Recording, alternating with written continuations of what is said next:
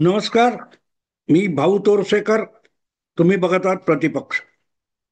मित्रांनो, आज 13 नोव्हेंबर आहे आणि काल 12 नोव्हेंबर होती.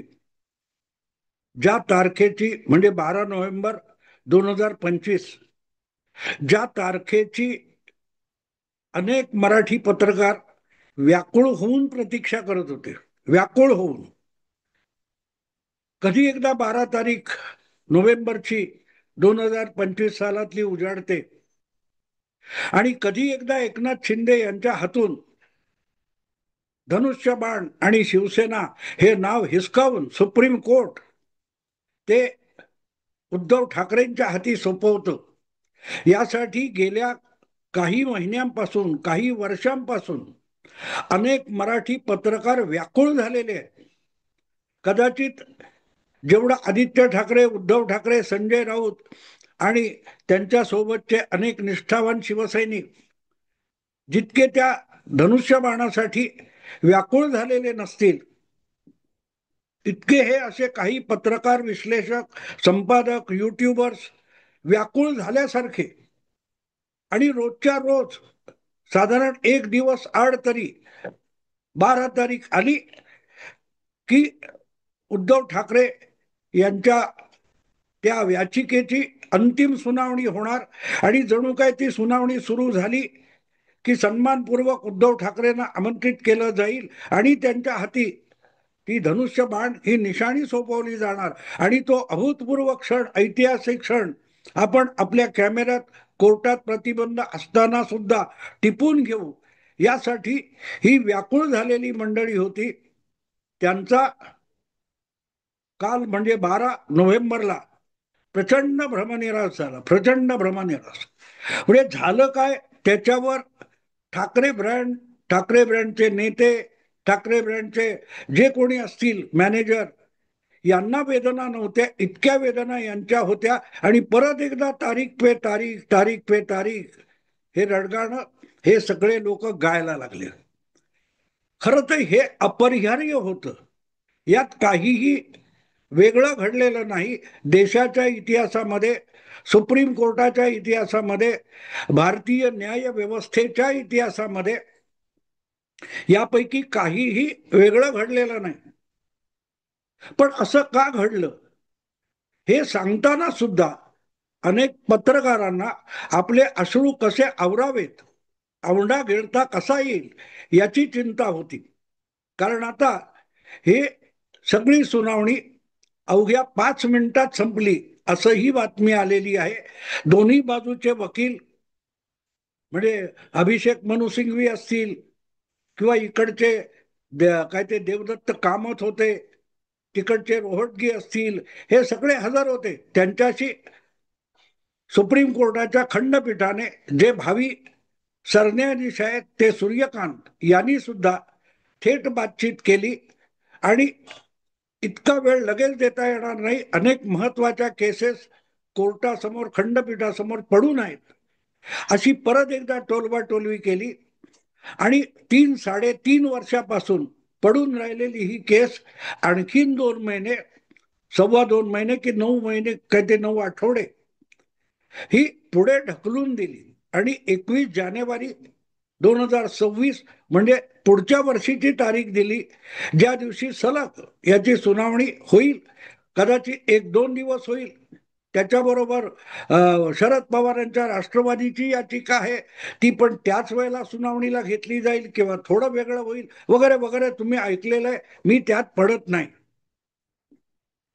पण ज्यांना कुठल्याही अज्ञात व्यक्तीच्या घरामध्ये, किचनमध्ये किंवा संडासामध्ये काय शिजतंय किंवा काय पडतंय याची सुद्धा अत्यंत बारकाईने माहिती असते आणि आतल्या सूत्रांकडून आलेली बातमी असते.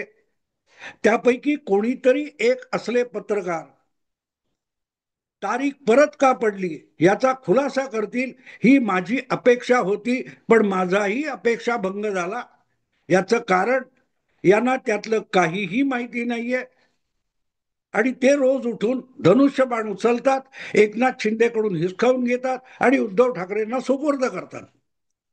पण जे धनुष्यबाण तुमच्याकडे नाहीये, तुम्ही न्यायाधीश नाही आहात, तुम्ही सुनावणी घेणार नाही आहात, तर मग अशा सुनावणी शिवाय तुम्ही निकाल कसे देता हे मला पडलेलं कोड आहे. पण मी ते रोज ऐकत असतो, अधूनमधून ऐकत असतो. जेव्हा अगदी कंटाळा आलेला असतो तेव्हा मनोरंजनासाठी असल्या पत्रकारांचे व्हिडिओ मी अगत्याने बघत असतो. पण त्यांना त्यातलं काहीही माहिती नाहीये. कारण अशा केसेसचं यापूर्वीचे जे काय सुनावणी आहे, निकाल आहे, त्याचा परिपाक काय झालाय त्याचं सुद्धा भान नाहीये.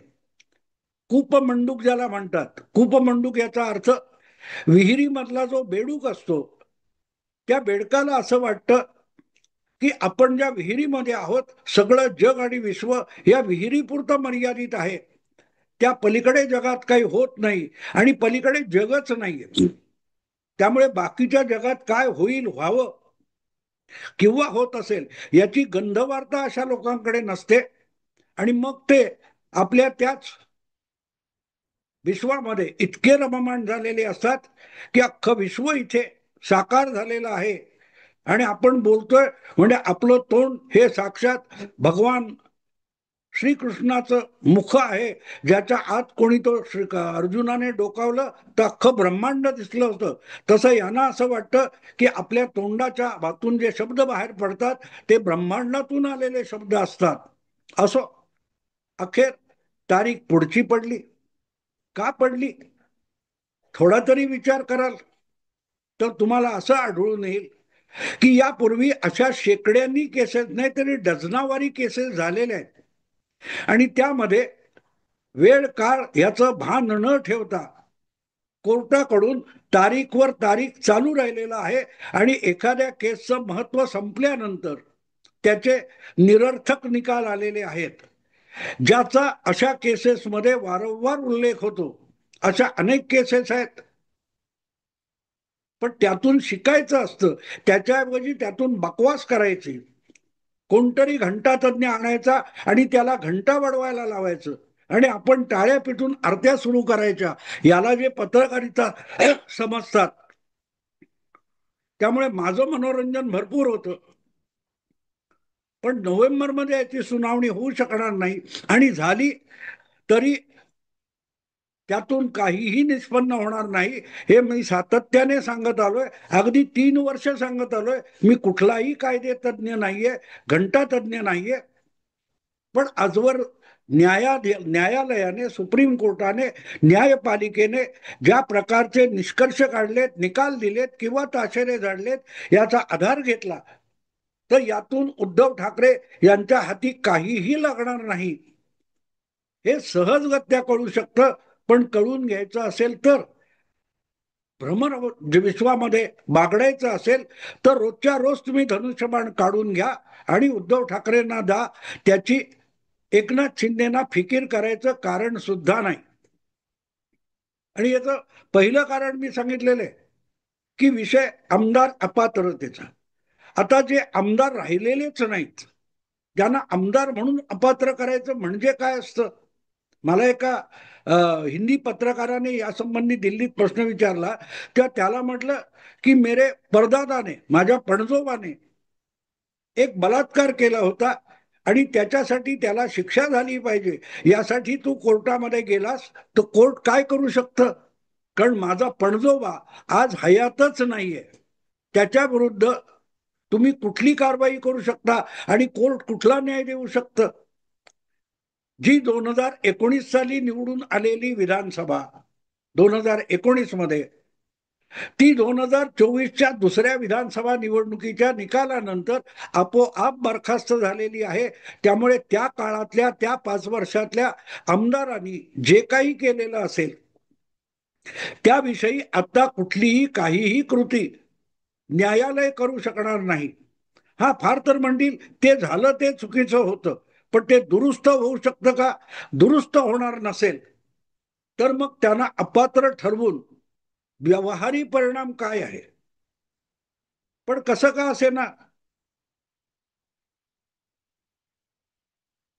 झूठा ही सही ते गाणं आहे ना, पल भर के लिए कोई हमें प्यार कर ले, झूठा ही सही. तेव्हा न्यायालयाने खोटं खोटं का होईना एकनाथ शिंदेचं धनुष्यबाण काढून घ्यावं किंवा त्यांना चुकीचं दिलेलं आहे असं सांगावं. त्याचा परिणाम काही होणार नसेल तरी तेवढं सांगितलं तरी आम्ही खुश होऊ. पल भर के लिए कोई हमें प्यार करले झूठा ही सही.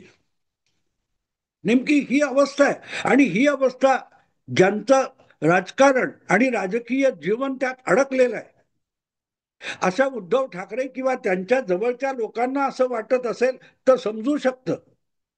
पण ज्यांचं याच्याशी काही घेणं देणं नाही, ज्यांचं व्यक्तिगत पातळीवर एकनाथ शिंदे किंवा भाजपशी काहीही भांडण सुद्धा नाही, ते रोज उठून एकनाथ शिंदे यांचं धनुष्यबाण काढून घेतात आणि उद्धव ठाकरेंकडे सुपूर्द करतात. असे जे अघोषित किंवा स्वयंघोषित न्यायमूर्ती बनलेले आहेत आणि कुठची तरी काल्पनिक न्यायपालिका चालवत असतात, त्या न्यायपालिकेमध्ये एकच वकील काम करत असतो, त्याचं नाव आहे असीम सरोदे. आता काहीच सापडत नसेल की असीम सरोदे यांना पकडायचं आणि त्यांच्याकडून बदलून घ्यायचं की आता 12 नोव्हेंबरला सुनावणी होणार, सलग सुनावणी होणार आणि एकनाथ शिंदे अडचणीत आलेले आहेत कारण ती सुनावणी होणार आणि सुनावणी झाली की निकाल म्हणून त्यांच्याकडचं धनुष्यबाण हे चिन्ह आणि शिवसेना हे पक्षाचं नाव सुप्रीम कोर्ट काढून घेणार आणि उद्धव ठाकरेंकडे सोपवणार. या मूर्खांना एवढं माहिती नाहीये की कमीत कमी आता उद्धव ठाकरे किंवा त्यांच्या गटाची किंवा त्यांच्या समर्थक वकिलांची एवढीच अपेक्षा आहे की कमीत कमी एकनाथ शिंदे यांना मिळालेलं जे धनुष्यबाण निवडणूक चिन्ह आहे ते तरी गोठवा. असं कधी गोठवलं जातं हे सुद्धा यांना माहित नाही. यापूर्वी स्वातंत्र्योत्तर काळामध्ये काँग्रेस पक्षाकडे बैलजोडी नावाची निशाणी होती. पण 69-70 मध्ये काँग्रेस पक्ष इंदिराजींच्या कृपेने फुटला आणि 2 काँग्रेस झाल्या, संघटना काँग्रेस आणि सत्तारूढ काँग्रेस. त्या दोघांचा विषय जेव्हा निवडणूक आयोगाकडे गेला तेव्हा त्यांनी बैलजोडी ही निशाणी गोठवलेली होती आणि ती गोठवल्यानंतर निवडणुका झाल्या. निवडणुकांमध्ये गाय वासरू ही इंदिराजींची निशाणी होती आणि चरखा चलाती महिला असं संघटना काँग्रेसला मिळालेली निशाणी होती. पण इंदिराजींना 71च्या निवडणुकीमध्ये इतकी थम्पिंग मेजॉरिटी मिळाली की निवडणूक आयोगाने निर्णय घेतला की बाबा इंदिरा काँग्रेसला म्हणजे सत्तारूढ काँग्रेसला अधिकृत काँग्रेस म्हणून मान्यता दिली. तेव्हा इंदिराजींनी सांगितलं किंवा त्या पक्षाने सांगितलं आम्हाला बैलजोडी ही निशाणी नकोय, तुम्ही गोठवून टाका. पण ती निशाणी त्यांना देऊ केलेली होती, इंदिरा काँग्रेसला देऊ केली होती. पण इंदिरा काँग्रेसने ती निशाणी घेतली नाही आणि ती गोठवली गेली आणि इंदिराजींच्या पक्षाचं गाय वासरू ही निशाणी कायम राहिली. ती परत 1980च्या निवडणुकीमध्ये 78-80च्या निवडणुकीमध्ये ती निशाणी परत ज्या गटाकडे गेली त्या गटाला मिळाली आणि इंदिराजींना मिळाली नाही. इंदिराजींनी आपल्या पक्षासाठी हाताचा पंजा हे जे चिन्ह घेतलं ते अजूनही चालू आहे. पण इंदिराजींनी स्थापन केलेल्या पक्षाला, इंदिरा काँग्रेसला, आय काँग्रेसला जी गाय वासरू निशाणी मिळाली होती त्याच्यावरच खुद्द शरद पवार किंवा यशवंतराव चव्हाण हे 80 नंतरच्या निवडणुका लढवत होते पण पराभूत झाले. हळूहळू करत तो पक्ष वेगवेगळ्या नावात विभागला गेला आणि ती निशाणी गोठवली गेली गाय वासरू, हाताचा पंजा शिल्लक राहिला. सवाल इतकाच असतो की जो पक्ष जिंकतो त्याला ती निशाणी मिळाली आणि त्याला ती नको असेल तर गोठवली जाते. समाजवादी पक्षाचे 2 गट होते, प्रजा समाजवादी आणि संयुक्त समाजवादी. संयुक्त समाजवादी पक्षाची निशाणी वडाचं झाड होतं मोठं पसरलेलं डेरेदार आणि प्रजा समाजवादी पीएसपीची निशाणी होती झोपडी. जेव्हा हे 2 पक्ष एकमेकात विलीन झाले तेव्हा झोपडी निशाणी गोठवली गेली. ती कोणाची तरी काढून घेतली असं नाहीये. तुमची आहे आणि तुम्हाला ती निशाणी नको म्हणून गोठवली जाणं हा वेगळा विषय असतो. पण मला नाही तर घाल कुत्र्याला किंवा ते काढूनच टाका. उद्धव ठाकरे हे सूड भावनेने जे वागतायत आणि त्याचं प्रचंड समर्थन जगातले सर्वात महान कायदेविद असीम सरोदे हे करतायत आणि तेच सातत्याने गेली काही महिने हा विषय माध्यमातून लावून धरतायत. माध्यम म्हणजेच कोर्ट आहे असा असीम सरोदे यांचा समज असला तरी संविधानाने स्थापन झालेलं जे सुप्रीम कोर्ट किंवा न्याय व्यवस्था आहे आणि निवडणूक आयोग आहे त्यांना असीम सरोदे काय बडबड करतात याच्याशी काडीचंही कर्तव्य नाही. म्हणूनच असीम सरोदेने कितीही घसा घसा कोरडा केला आणि मीडियाने त्यांना कितीही दाखवलं तरी त्यामध्ये काडी मात्र तथ्य नाही ही वस्तुस्थिती आहे. आणि म्हणून 12 नोव्हेंबर आली आणि 12 नोव्हेंबर गेली. सलग सुनावणी होणार 1 तासाची सुद्धा सुनावणी झाली नाही आणि एकदम 21 जानेवारी ही तारीख देण्यात आली. एवढ्यात आम्हाला वेळ नाही म्हणजे असो असीम सरोदे किंवा तत्सम त्यांच्या लाडक्या पत्रकारांना भरपूर मोकळा वेळ आहे. त्यांनी याचा विटीदांडू करावं किंवा गोट्या म्हणून खेळत बसावं. यासाठी सुप्रीम कोर्टाला वेळ नाही असं म्हणत सुप्रीम कोर्टाने हा विषय बाजूला ढकलून दिला.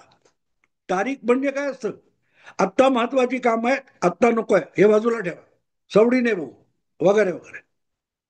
तेव्हा एक गोष्ट लक्षात येते की असे विषय घेऊन नाचणारे झिम्मा फुगड्या करणारे असीम सरोदे वगैरे जे लोक आहेत आणि त्यांना कौतुकाने रोजच्या रोज मीडियामध्ये चमकवणारे जे आहेत ती पोरकटपणा करतात. हाच सुप्रीम कोर्टाने दिलेला एक प्रकारचा निष्कर्ष आहे. असो, पण मी जेव्हा म्हटलं आपण पण यांच्यासारखा एक कल्पना करू, समजा 12 नोव्हेंबर 2025 हा निकाल द्यायचाच असता तर सुप्रीम कोर्टाने कसा दिला असता. तुम्हाला आठवत असेल तर साधारण 2 आठवड्यापूर्वी मी प्रतिपक्षावर एक व्हिडिओ केला होता. भाजपचं भयंकर मोठं षडयंत्र, कारण आरोप आहे भाजपने निवडणूक आयोग सगळी शासन व्यवस्था तुमचं सुप्रीम कोर्ट सगळंच्या सगळं खिशात घातलेलं आहे. या सगळ्या भाजपच्या कठपुतळ्या आहेत. हा आरोप तर आहेच. आणि मग तो आरोप ग्राह्य धरला तर मग न्यायपालिका सुप्रीम कोर्ट कसं वागू शकेल.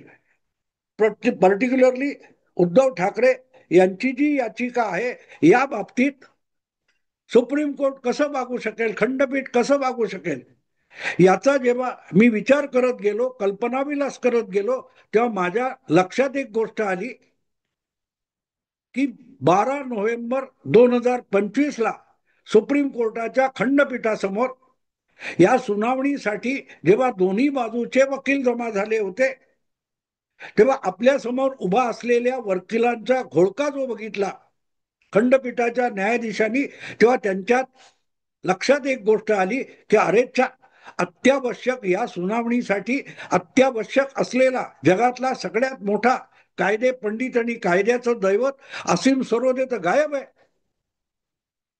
आणि असीम सरोदे गायब असेल तर मग सुनावणी करणार कशी.